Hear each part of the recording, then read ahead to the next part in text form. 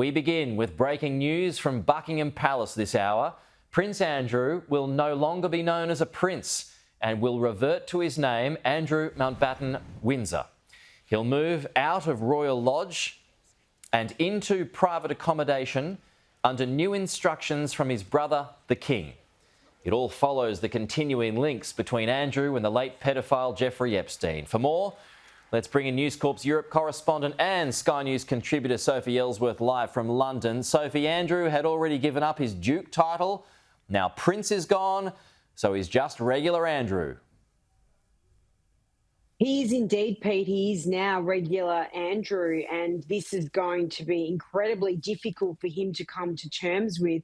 He's also been told by his brother, King Charles III, to start packing his suitcases, and he'll be moving out of the Royal Lodge in the next little while. So this is an astounding revelations by Buckingham Palace tonight. They've basically, the King and Queen have had a gutful of the bad headlines, and they needed to take swift action because the stories just keep dominating the British press and around the world with Andrew's links to convicted pedophile, the deceased Jeffrey Epstein. And this story is far from over, Pete. The headlines just keep coming and coming, but this seems to be action taken that is long overdue by the King and Queen. So what's the private accommodation likely to be, Sophie?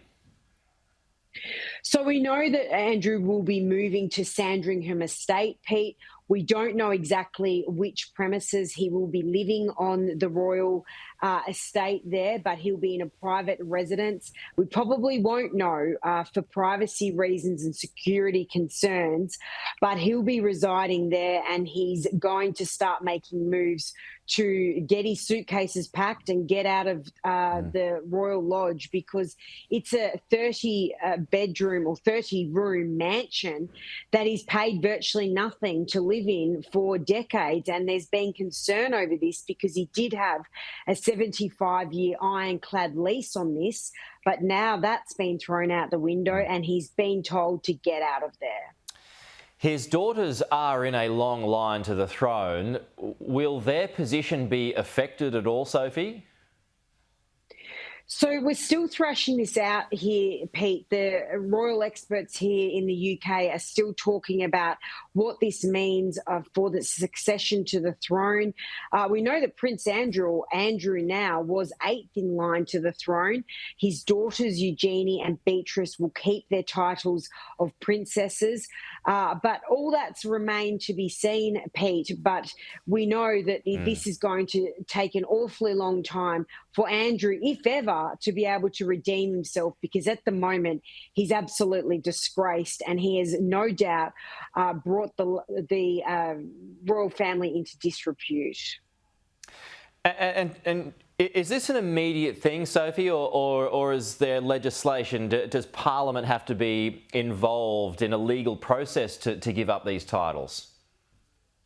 So the understanding is that there is a legal process that involves removing these titles. However, the removal of them has been said by Buckingham Palace that it's effective immediately.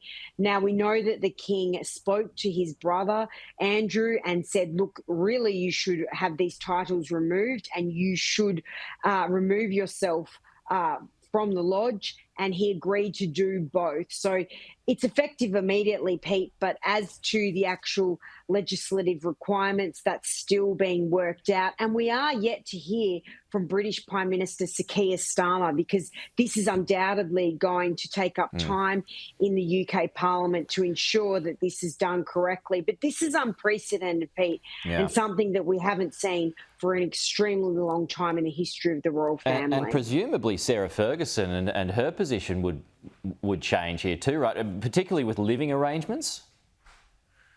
Well, that's right, because we know that despite the fact the pair have been divorced for decades, they have both lived at the same premises. However, the understanding is that she will obviously move out of the Royal Lodge as well, and she will have to find her own accommodation, her own accommodation. So she's left, now rushing to find somewhere to live. So who knows where she will end up, but this is very bad for both of them, no doubt, but something that many, Pete, have argued has been long overdue, and there has been criticism that the King has not acted swiftly enough on this. Well, I mean, what more action could he take now if more allegations emerge?